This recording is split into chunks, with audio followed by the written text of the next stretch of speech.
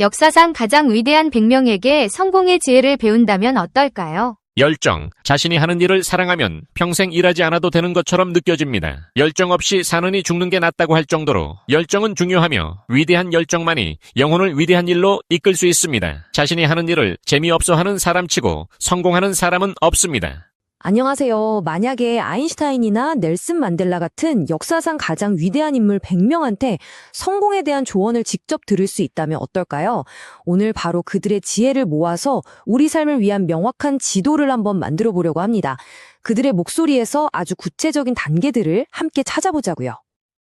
자, 어떻게 하면 성공적인 삶을 살 수 있을까? 아마 이 질문 우리 모두 한 번쯤은, 아니 어쩌면 매일같이 마음속에 품고 사는 질문 아닐까요? 오늘 바로 이 엄청난 질문에 대한 답을 찾아가는 탐험을 한번 시작해 보려고 합니다. 근데 정말 놀랍게도요, 수많은 위인들의 그 명언들 속에 성공으로 가는 길이 거의 똑같이 공통적으로 그려져 있더라고요.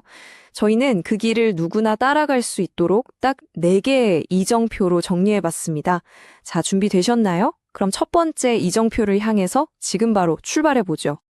자, 첫 번째 단계는 바로 꿈의 힘입니다. 이게 무슨 말이냐면요. 모든 위대한 여정의 시작은 신기하게도 행동이 아니었어요. 그보다 먼저 마음속에 아주 선명한 지도를 그리는 것, 바로 비전에서 시작됐다는 거죠. 그러니까 현실로 만들기 전에 먼저 상상 속에서 그걸 완성할 수 있어야 한다는 겁니다. 아인슈타인이 그랬죠. 지식보다 더 중요한 건 상상력이라고. 아니, 왜 그랬을까요? 이렇게 생각해보면 쉬워요. 지식은 우리가 지금 알고 있는 세상의 울타리 같은 거예요. 딱 거기까지죠. 근데 상상력은요? 그 울타리를 그냥 부숴버리고 미래를 끌고 오는 유일한 도구인 셈입니다. 모든 혁신은 바로 여기서, 이 능력에서 시작되는 거죠. 아인슈타인이 상상력의 가능성에 대해 이야기했다면 존 F 케네디는 한 발 더 나아가서 그 상상력을 가진 사람이 왜 필요한지를 말합니다. 세상은요, 현실을 막 분석하는 사람도 물론 필요하죠. 하지만 그만큼, 아니, 어쩌면 그 이상으로 아예 존재하지 않는 현실을 꿈꾸는 사람을 필요로 한다는 겁니다. 어쩌면 바로 여러분의 그 꿈이 세상의 다음 챕터를 여는 열쇠가 될 수도 있는 거고요. 결국 이 1단계의 핵심은 딱 이거예요.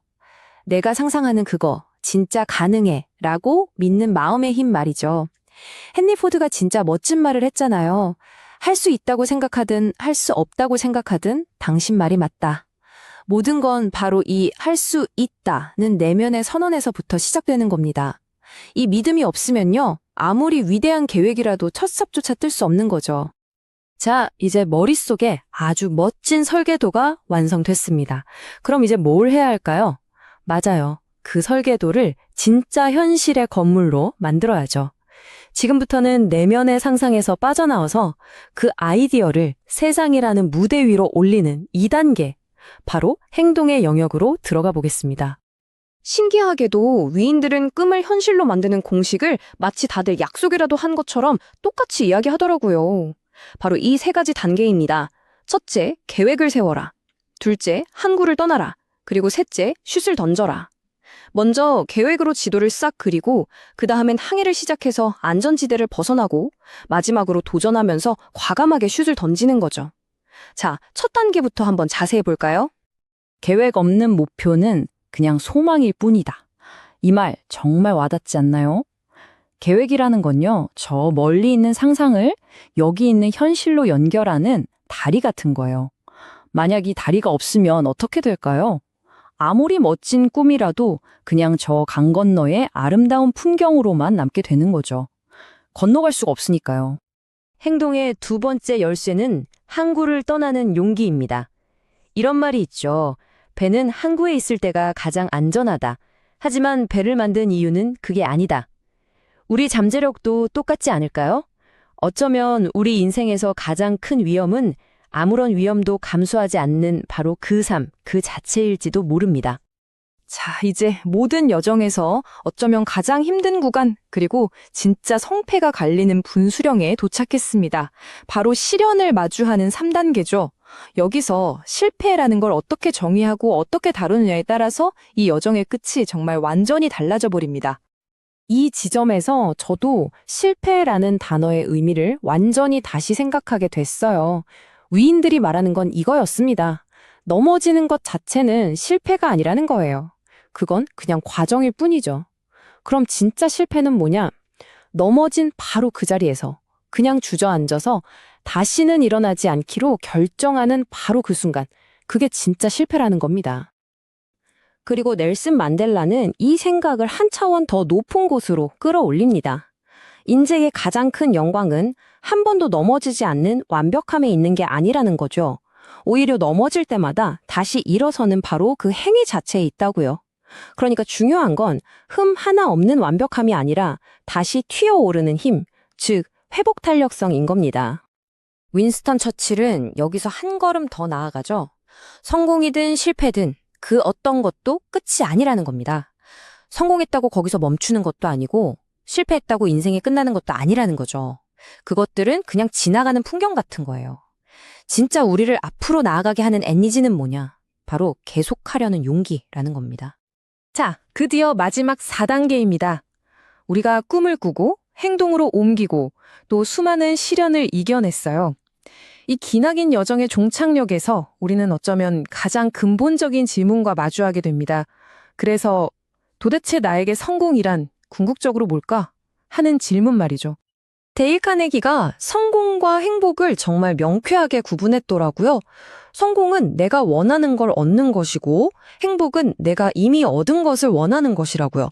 비유하자면 산 정상에 딱 오르는 게 성공이라면 그 정상에서 보이는 풍경을 보면서 아, 좋다 하고 만족하는 게 행복인 셈이죠. 중요한 건 이 두 가지가 항상 같이 오지는 않는다는 점입니다. 그래서 위인들의 지혜를 쫙 모아보니까 진정한 성공의 그림이 그려져요. 그건 뭐 트로피를 받거나 돈을 많이 버는 그런 외부적인 게 아니었어요. 오히려 내가 하는 일에서 열정을 찾고 이 모든 여정을 통해서 한 인간으로서 내가 성장하고 그리고 마침내 한때 내가 그토록 상상했던 바로 그 삶을 살아내는 것, 그 자체가 바로 진정한 성공이라는 거죠. 그리고 이 모든 여정 끝에 우리가 얻을 수 있는 가장 빛나는 보상은 아마 바로 이것일 겁니다. 나의 나의 열정과 완벽하게 하나가 되는 바로 그 순간이요. 공자가 말했듯이 일이라는 단어가 내 인생에서 그냥 사라져버리고 오직 즐거움만 남게 되는 그런 경지 말이에요. 생각만 해도 멋지지 않나요? 자, 마지막으로 조지 버나드 쇼의 이 도발적인 질문을 여러분께 남기면서 마무리할까 합니다.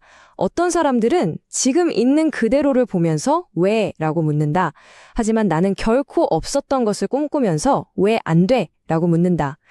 그냥 왜? 라고 묻는 대신에 왜 안 되는데? 라고 되물을 수 있는 용기. 어쩌면 이게 바로 오늘 우리가 함께 살펴본 모든 지혜를 관통하는 가장 핵심적인 정신이 아닐까요? 이제 여러분, 자신의 여정을 시작할 시간입니다. 용기, 안녕하세요. 실패가 치명적이지 않다는 것을 알고 계속하려는 용기가 무엇보다 중요합니다. 길이 없는 곳으로 가서 흔적을 남기려는 용기, 꿈꿔오던 삶을 살려는 모험을 감행하는 용기가 필요합니다.